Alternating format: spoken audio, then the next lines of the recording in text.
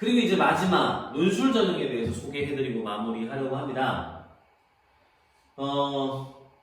논술 줄어드는 거 아니라고 아까 앞에서도 말씀드렸죠? 3.2%, 작년 3.3%에서는 소폭 감소한 거 맞아요. 하지만 16개 대학 기준으로 보면 12.3%, 그리고 이렇게 제외하고 수시 전형이 22.3%로 교과나 특기자보다도 많고, 그리고 서울대, 고려대 제외할 경우 정시 인원에 육박하는 핵심 전형입니다. 그래서 그만큼 논술의 중요성 크다라는 점 강조드리는데요. 논술 전형의 올해 변화 이렇게 됩니다. 중요한 점을 몇 개 짚어보죠. 상위 대학교에서 논술 정원으로 정원의 30% 이상을 뽑는 학교들이 있습니다. 중앙대학교, 그리고 한국외대, 그리고 홍익대학교의 경우 논술 정원이 30% 이상이 됩니다. 13개 대학의 인원 축소 경향이 있었습니다. 연대가 제일 큰 폭으로 논술을 줄였습니다. 연대는 작년부터 수능 최저도 없는 상황에서 논술 인원을 더 줄였기 때문에 정말 논술 실력이 뛰어난 학생들만 논술로 선발될 것으로 전망됩니다. 연대 논술로 갈 수 있다고 함부로 꿈꾸면 원서 하나 버리는 결과가 나타날 수 있습니다. 자, 상위 대학 중에 수능 최저를 미적용하는 대학이 연세대, 한양대, 시립대 3개 대학이 있습니다. 공대는 작년부터 수능 최저 부활시켰습니다. 한국외대 모집 인원 소폭 축소 있었습니다. 4명이 줄어들었는데요. 그보다 중요한 건 수능 최저의 변경입니다. 수능 최저가 인문 계열에서 탐구 2과목으로 보던 것이 탐구 1과목으로 바뀌었습니다. 그래서 경희대학교와 수능 최저의 내용이 거의 유사해졌습니다. 비슷해졌습니다. 한국사의 최저 등급만 다르다는 거 확인해 보시면 되겠습니다. 자, 서울시립대 전형 방법 단순화됐습니다. 단계별 전형 폐지됐고요. 1단계, 2단계 나눠서 보던 것이 이제는 그냥 교과 40%와 논술 60%로 한 번에 일괄 선발합니다. 홍익대학교 논술 비중 확대되었습니다. 수능 최저 완화되어서요. 산업 6에서 산업 7로 변경되었습니다. 자, 이화여대 얘기가 지금 빠져 있는데요. 이화여대도 지금 국수 영탐 한 개 과목 중에 산업 6으로 인문 완화되었죠. 그래서 이 지점 체크해 보실 필요 있습니다. 이화여대가 내신 반영이 조금 높은 편이지만 이화여대는 상위 30단위만 반영하기 때문에 상대적으로 내신 성적이 낮더라도 괜찮게 평가되는 학생들이 있어서 조금 정확한 확인이 필요합니다. 자, 나머지 학교들은요, 내신 반영 비율이, 실질 반영 비율이 지극히 미미한 편이고, 과목 선택 등으로 인해서 거의 영향력이 없어지는 경우가 많기 때문에, 논술에서 내신의 영향력은 적다고 생각하시면 되겠습니다. 자, 서울시립대도 교과를 40%나 반영하기 때문에, 특히 전학년 전교과의 등급이 반영되기 때문에 논술에서 아무나 지원할 수 없는 전형이라고 말씀드리겠습니다. 네, 논술 전형은 저희가 좀 아래쪽 대학들도 함께 소개를 해드리려고 합니다. 인하대학교부터 경기대학교까지 논술 전형이 있죠? 이 전형도 좀 체크해 드릴 텐데요. 수능 최저가 없는 대학들이 많습니다. 큰 변화 없고요. 다만 이제 광운대학교의 학생부 반영 비율이 줄어들었다는 점 확인해 보실 수 있고요. 연세대학교의 원주가 논술 100%로 전형 방식이 바뀌었다는 점도 확인해 보실 수 있습니다. 대다수는 수능 최저가 과거와 동일하게 유지되었고요. 수능 최저 없는 대학이 있다는 점. 자, 앞에서 연세, 한양, 시립 보셨죠? 이제 여기 추가합니다. 인하, 아주, 단국, 광운, 서울, 과기대, 가톨릭, 항공, 외대 글로벌, 경기가 수능 최저가 없습니다. 인서울 대학들 지원자 내신 평균 낮은 편이고요. 내신 영향력이 실제로 거의 없는 상황입니다. 자연계 보실게요. 자연계는 이제 논술 정원의 30% 이상을 뽑는 학교가 중앙대, 경희대, 홍익대가 됩니다. 자연계열은 수학이나 과학의 학과 능력 평가가 가능하기 때문에 실제로 논술이 축소되지 않는 경우가 많습니다. 13개 대학에 이런 축소 경향이 있었지만 그 축소 경향이라고 하는 것이 굉장히 형식적인 데서 그치는 경우가 많았습니다. 제일 크게 축소된 곳은 연세대학교, 그리고 이화에는 논술 전형 중앙대 정도가 되겠습니다. 자, 상위대학교 수능 최저 미적용 하는 곳 연대, 한양대, 시립대 문과와 동일합니다. 서울시립대 전형 방법 단순화되었다는 거 문과에서도 똑같이 말씀드렸죠. 그래서 일괄 합산으로 1단계, 2단계 나누지 않고 진행됩니다. 홍익대학교 논술 비중 증가되어서요. 학생부 비중 줄어들었다는 점 확인할 수 있습니다. 동국대학교 수능 최저 2합 5로 최저 완화됐습니다. 홍익대학교 수능 최저 3합 8로 완화됐습니다. 상위권 대학의 내신 실질 방정률 낮고요. 특목고, 자사고 분리 크게 없습니다. 그래서 크게 없는 게 아니라 아예 없습니다. 이화는 내신 반영 높은 편 일부 확인하셔야 되겠습니다. 인문계와 대동소이한 내용입니다. 자, 역시 이남의 이하의 대학들도 국수세단이나 이하의 대학들도 큰 변동 없습니다. 다만 여기 보시다시피 성신여대 내신 2개 합 7도 3개 합 7에서 2 합 7로 바뀌었습니다. 굉장히 많이 완화된 거죠. 덕성여대가 탐구 2과목 포함해서 합 8이었는데 탐구 1과목으로 바뀌었습니다. 전형 방법의 변화 있었습니다. 그래서 논술 비중이 전반적으로 좀 증가한 학교들이 일부 눈에 띕니다. 광운대학교 논술 비중이 일부 증가했고요. 그리고 산업기술대학교 논술 비중 증가했습니다. 연세대 원주도 마찬가지입니다. 최저 없는 대학 문과가 큰 차이 없고요. 한국산업기술대학 포함되어 있습니다. 인서울대학들 역시 이 지원자 내신 평균이 전반적으로 낮기 때문에 내신의 영향력 지표에서 1, 2등급이 좀 높게 나와 있다 할지라도 큰 영향이 없다는 점을 역시 유의해 보시면 되겠습니다. 그런데 문제는 이제 논술 전형에 대해서 많은 오해들이 존재하신다는 겁니다. 그 첫 번째는 논술이 로또 아니냐라는 거죠. 실제로 이런 면이 있습니다. 왜냐하면 이제 교과전형이나 종합전형이 실제로 경쟁률이 낮은 편이기 때문에 논술 전형이 그 4, 5배의 경쟁률을 보이고 있는 거죠. 자, 만약에 한 과에 정원 20명인 과가 있다고 해보겠습니다. 근데 논술에서 경쟁률이 50대1이 나왔다면 49명 젖히고 붙는 게 아니라 1000명 중에 20등 안에 들어야 붙는 겁니다. 980명을 제쳐야 붙는 거지요. 이렇게 느껴지시면 아니 우리 애가 300명 중에도 20등을 못 해봤는데 이게 어떻게 되겠어? 라는 생각이 드실 수 있죠. 로또로 느껴지실 수 있습니다. 그런데요, 수능 최저를 맞추면 이게 로또가 아니게 된다는 거죠. 즉, 수능 최저를 맞춘 학생들끼리의 실질 경쟁률을 계산해보면 달라진다는 겁니다. 실제 중앙대학교의 사례를 보겠습니다. 중앙대학교의 2년 전 경쟁률인데요. 여기 뭐 심리 123대 1, 뭐 장난 아니죠? 미디어 커뮤니케이션 막 134.9대 1 이렇게 높은 경쟁률을 보이는 과들도 있습니다. 상대적으로 경제나 경영 쪽의 경쟁률이 낮은 이유는 중앙대학교가 수리논술을 경제경영대학에서 실시하기 때문입니다. 자, 그런데 이 경쟁률 너무 높잖아요. 이걸 어떻게 가? 학종으로 가야지 라는 생각이 드실 수 있어요. 그런데요, 수능 최저를 맞출 경우에 논술의 실질 경쟁률, 최저를 맞춘 학생들만 경쟁률을 추산해 봤더니 이렇게 됩니다. 14.8, 대체로 10대 1부터 15대 1 사이에서 나오고요. 굉장히 높았던 전형들은 39.9대 1, 뭐 이렇게 좀 많게 유지가 되는 경우도 있습니다만, 이런 심리학과나 미디어 커뮤니케이션 학과는 학종에서의 경쟁률도 28대 1, 30대 1 가까이 돼요. 즉 다시 말하면 논술 수능 최저를 맞추면 학생부 종합전형과 경쟁률이 비슷해지거나 심지어 더 낮아지는 경우도 있습니다. 여기 보세요. 역사학과 9.9대 1 나왔죠? 다빈치형이 10.4대 1입니다. 그러니까 다빈치형보다 경쟁률이 낮게 나오는 겁니다. 이렇게 수능 최저가 있는 대학의 경우에는 실질 경쟁률이 학종과 큰 차이가 없어요.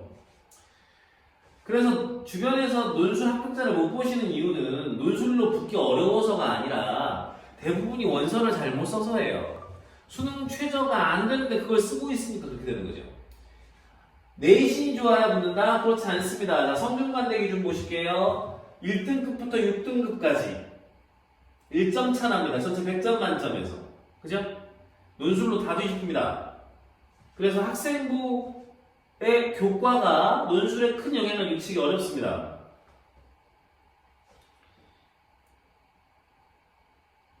중앙대 보실게요. 중앙대학교는 1등급부터 6등급까지 교과 전형은 좀 차이가 있어요. 그런데 논술 전형은 10점 만점에 9.8이에요. 0.2점밖에 차이 안 납니다. 중앙대학교 20% 교과 들어가는데 여기 보시면 중앙대학교가 40% 중에 20%가 교과입니다. 이거 2배 해봤자 0.4점 차예요. 그러니까 논술로 1점이면 다 뒤집힙니다. 교과 반영 비율이 높았던 동국대 홍익대등은요, 교과나 과목수 제한 등으로 실질 반영 비율을 축소시키고 있는 경향이 있습니다. 자, 동국대학교의 경우에는요, 국영수사과 중에 이수 단위 상관없이 10과목만 보고요. 홍익대학교 같은 경우에는요, 국영수사나 국영수과 4개 교과에서 짧은 과목 3과목씩을 뽑아서 총 12개 과목만 내신을 반영합니다. 그러다 보면 실질적인 반영 비율은 축소돼요. 즉, 성적이 올라갔거나 1학년부터 3학년까지 내신 성적이 올라갔거나 이런 친구들은 좋은 과목만 선택할 수가 있기 때문이죠. 망친 과목을 제외시킬 수가 있기 때문에 영향력이 적어지는 겁니다. 인서울 중화이권대학은 아까 말씀드렸던 것처럼 실질 반영 비율을 보시면 좀 높게 보이실 수 있어요. 하지만 지원자 자체가 3등급 이상의 지원자가 거의 없어요. 그러다 보니까 실제로 합격 분포는 굉장히 고르게 나타나는 경향이 있습니다. 자, 보시죠. 그래서 이런 오해도 있습니다. 사실은 수능으로 논술을 뽑는다. 수능 반영하는 거 아니냐. 그러면 큰일 납니다. 대학이 요강에 명시한 대로 학생들을 선발하지 않고 수능 점수를 선발에 반영할 경우 대학은 공시 요강을 위반하는 범죄자가 됩니다. 그래서 입시 관계자들이 포토라인에 서야 되는 상황이 나올 수 있어요. 자, 보시죠.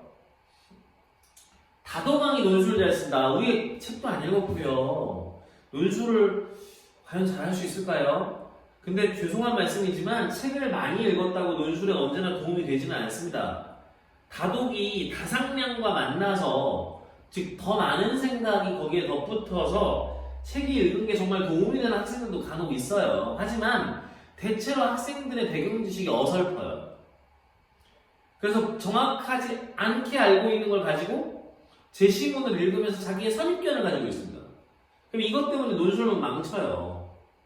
실제로 어설픈 배경 지식보다는 논증 구조를 파악하는 정확한 독해력이 훨씬 더 필요합니다. 출제 의도를 이해하지 못하면 배경 지식이 독이 돼요.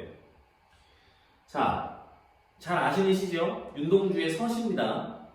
이 시의 주제는 식민지 시기의 도덕적 반성과 자기성찰 이라고 학교에서 배우죠. 그런데 이화에 대해서 논술을 출제했습니다. 윤동주의 서시를 주고 이런 제시문을 줬어요. 이 제시문의 내용은 프로이트의 정신분석학적인 관점에 따르면 이 죽음 충동에 따른 가학 성향이 자기 자신에게 과도한 도덕적 기준을 적용하게 만든다는 거예요. 그래서 자기 자신에게 과도한 도덕적 기준을 적용하는 사람들이 있는데 이 사람들은 정신분석학적으로 보면 죽음 충동에 의한 가학 성향을 가지고 있거나 사회심리학적으로 보면 자기 인상을 좋게 만들려는 인상 조작을 통해서 자기 일상적인 의무를 면제받으려고 하는 술책을 가지고 있는 경우가 많다는 것이죠. 그래서 이거 정신적으로 되게 병리적인 상태다라고 얘기하고 있는 겁니다. 이 제시문의 관점에서 이 시를 해석하라고 했어요. 해볼까요? 죽는 날까지 하늘을 오르라 한 점 부끄러움 없게 사는 사람은 없죠. 자기 자신에게 과도한 도덕적 기준을 부여하고 있는 겁니다. 누구나 살다 보면 부끄러운 일들이 생깁니다. 그러다 보니까 이렇게 과도한 도덕 기준을 적용하다 보니까 입새에 있는 바람에도 괴로워하는 자학적인, 스스로를 학대하는 성향이 나타나게 되죠. 이 사람은 별을 노래하는 마음으로 모든 죽어가는 것들을 사랑해야지 라고 표현합니다. 보통 이렇게 얘기하지 않습니다. 모든 생명을 사랑한다고 하지 죽어가는 것들을 사랑해야지 라는 단어 표현에서 무의식적인 죽음 충동을 엿볼 수 있습니다. 그리고 모든 생명을 사랑하겠다는 자신의 도덕적 기준을 별을 노래하는 마음이라며 과시하고 있죠. 미화하고 있습니다. 자기 과시적 성향이 드러납니다. 그리고 나한테 주어진 길을 걸어가야겠다. 자기만 따로 주어진 길이 있다는 겁니다. 그러니까 나는 이렇게 도덕적인 사람이어서 따로 주어진 길이 있으니 이런 방향으로 살아야 하니 나에게 다른 도덕적 의무는 좀 제외해 주세요. 다른 일상적 의무는 좀 면제해 주세요. 라고 하는 술책이 느껴집니다. 그러니 이 사람은 매번 고통스럽다며 고통을 호소할 것이고 자신의 의무를 면제받으려는 술책 속에서 살게 될 겁니다. 병리적인 정신 상태에 놓여 있는 것이죠. 십적가자가. 저는 유동주를 사랑합니다. 하지만 이런 문제가 출제됩니다. 다시 말해서 배경지식의 기초에서 기존에 알고 있는 것을 가지고 제시문을 이해하는 것이 아니라 제시문의 정확한 내용을 이해하고 그 내용의 관점에서 주어진 텍스트들의 의미들을 다시 분석하게 하는 논제들이 출제된다는 것이죠. 그래서 결코 배경지식이 맞는 것이 도움이 되지 않습니다. 실제로 99년에 서울대학교 논술에서는요, 조지 오웰의 동물농장이 사회주의 국가, 공산주의 국가에 대한 비판이라는 것을 알고 있었던 학생들은 다 떨어지는 사태가 벌어지기도 했습니다. 왜냐하면 제시문에 출제되어 있는 부분은 공산주의라고 하는 것을 특정할 수 있는 요소가 전혀 들어있지 않았기 때문에 제시문의 내용은 관료제에 의한 인간소외 정도로 봤어야 하는 제시문이었습니다. 이렇게 배경지식이 아니라 주어진 텍스트에 대한 정확한 독해 능력들을 논술이 요구한다는 것을 기억하실 필요가 있습니다. 자, 101장 장원이 논술을 잘 쓴다. 문장력은 좋을 수 있습니다. 하지만요, 시적 상상력이나 스토리 구성력은 논증적인 글쓰기와는 다른 능력입니다. 그래서 논리적인 독해력을 바탕으로 해서 논리적인 구성을 할 수 있는 학생이 훨씬 더 좋은 논술을 쓸 수 있다는 점에서 문학적인 능력이 부족하더라도 논술을 잘 쓸 수 있어요. 제 경험적으로 보자면 수학을 잘하는 친구들이 언어에 대한 정밀한 선별 능력을 조금만 갖게 되면 훨씬 더 논리적으로 좋은 글을 씁니다. 자, 사설 읽기가 논술에 도움이 된다. 정말 사설이라고 하는 거는요, 언론사의 입장과 편집 의도를 전하는 주관적이고 편파적인 논설문입니다. 그러다 보니까 그냥 자의적인 근거를 바탕으로 자기 주장을 정당화하는 경우가 많아요. 하지만 논술은 그러면 안 됩니다. 논술은 제시된 근거와 이유를 바탕으로 이루어지는 객관적인 논증을 요구하는 시험이기 때문에 자의적인 이유 제시만으로 좋은 글을 쓸 수 있다라고 하는 편견을 자칫 이러한 사설 읽기가 기를 수 있습니다. 칼럼이 사설보다는 좀 낫지만 칼럼이나 사설을 읽기보다는 더 좋은 논술문을 작성하는 훈련들을 하는 것이 훨씬 더 도움이 될 수 있습니다. 객관적인 독해 능력, 그리고 객관적이고 논리적인 구성 능력이 필요한 것이죠. 자, 파이널 때 모범답안만 외우면 된다던데 문제가 매번 다르고 주제가 다른데 모범답안이 어떻게 있을 수가 있겠습니까? 그래서 파이널은 문제 유형을 적응하는 수업들로 이루어집니다. 그래서 저희가 이제 기존 반들에서 문제 유형과 관계없이 기본적인 논술 능력들, 즉 요약 능력, 비교 대조하는 능력, 적용 설명하는 능력, 도표와 통계에 대한 해석 능력, 그리고 자기 견해를 도출하는 능력, 대안 제시 능력, 그리고 문제 설정 능력, 구성 능력 이런 것들을 갖춘 친구들이 각 문제 유형에 맞게 적응하는 수업을 하는 게 파이널 수업입니다. 그래서 일상반을 충실하게 경험하지 않은 친구들이 파이널에서 논술이 급진전하는 경우는 많지 않아요. 다양한 주제별 연습을 통해서 기본기가 축적되어야 하고요. 최소 20회 이상의 쓰기와 첨사, 그리고 주제 접근을 해봐야 주제 변화에도 흔들리지 않은 기본 실력을 확보할 수 있습니다. 그래서 논술은 정말 더 이상 미루시면 안 됩니다.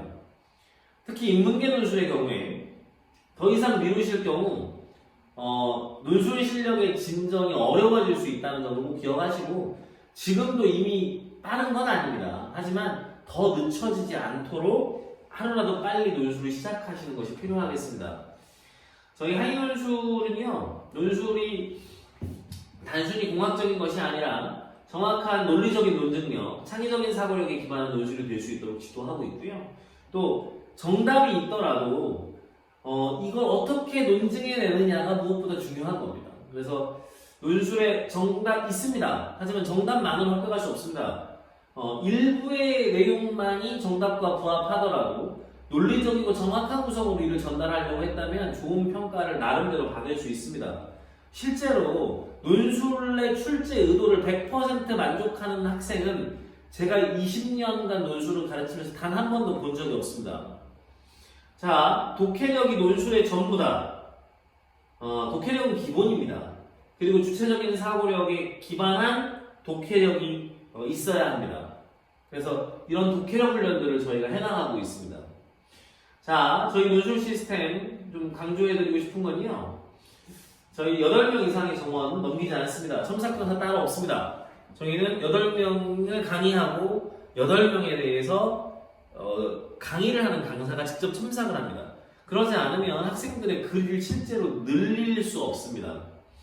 그래서 저희도 참 대형 강의도 예전에 많이 해보고 또 심지어 논술 강의를 제가 메가스터디에서 200명을 놓고 해본 적도 있었는데요.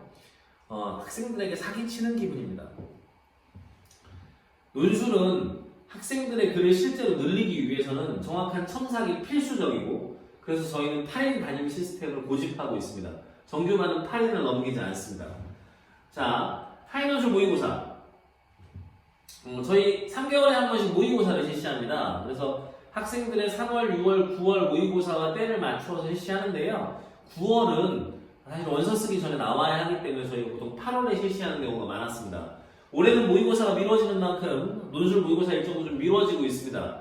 그래서 거기에 맞춰서 학생들의 논술 실력을 객관적으로 상대적 위치를 파악해서 그리고 원서 지원에 실질적으로 도움이 되는 논술 평가를 제공합니다.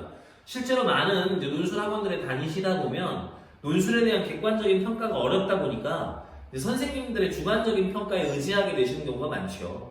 그런데 3개월 학생 보내놓고 선생님께 우리 애 논술 잘하나요? 라고 물어보시면 선생님 입장에서 논술에 재능이 없습니다라는 말 잘 나오지 않습니다.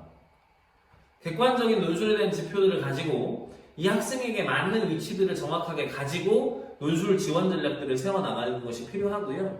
저희가 이런 논술 모의고사 시스템을 활용하고 저희의 아주 훌륭한 상담 시스템을 함께 활용을 해서 논술 합격률을 높여가고 있습니다.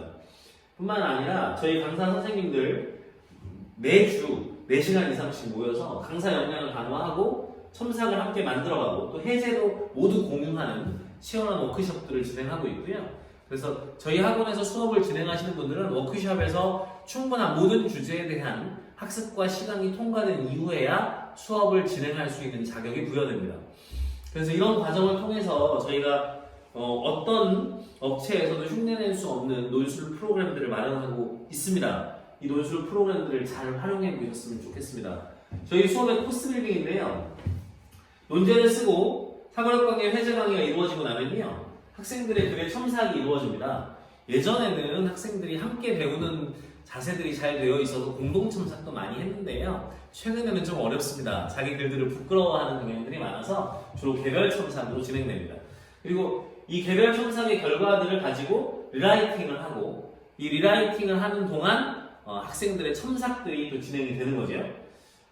이 과정들을 저희가 거치면서 여기에서 학생들의 수업 결과들, 내용들을 피드백을 해서 강사 워크숍이 진행되고요. 또 강사의 상담과 저희 각 학원 원장단의 정규 상담을 통해서 입시 전략 판단이 이루어지게 되고요. 모의고사의 결과들을 여기 함께 고려해서 판단이 이루어집니다. 이 과정을 통해 저희가 가장 합격률 높은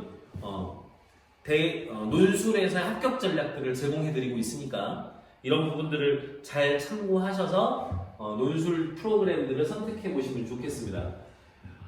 논술 프로그램은 학생의 성적 수준에 맞는 프로그램을 선택하시는 것이 좋습니다. 독해력이 부족한 학생이 너무 높은 프로그램을 선택하시게 되면 안 좋은 결과를 초래할 수도 있기 때문입니다. 스카이 클럽반으로 연세대학교 성대, 서강대 정도의 논술과 그리고 스카이의 면접을 함께 대비해야 되는 학생들이 있는데요. 이런 친구들 최상위반으로 저희가 받고 있습니다. 시간이 지나면서 면접 중심으로 점점 변해갑니다. 사실 구술 면접도 논술의 답안 구성 능력을 갖추고 있게 되면 훨씬 더 빨리 느는 경향이 있어서 초기에는 논술의 양이 좀 많고 뒤로 갈수록 구술의 양이 많아지는 수업 패턴을 가지고 수업 진행하고 있습니다. 자, 연서동 논술반. 자, 논술만 하는 반 중에서는 최상위반입니다. 자, 명문대 A반, B반 나눠집니다.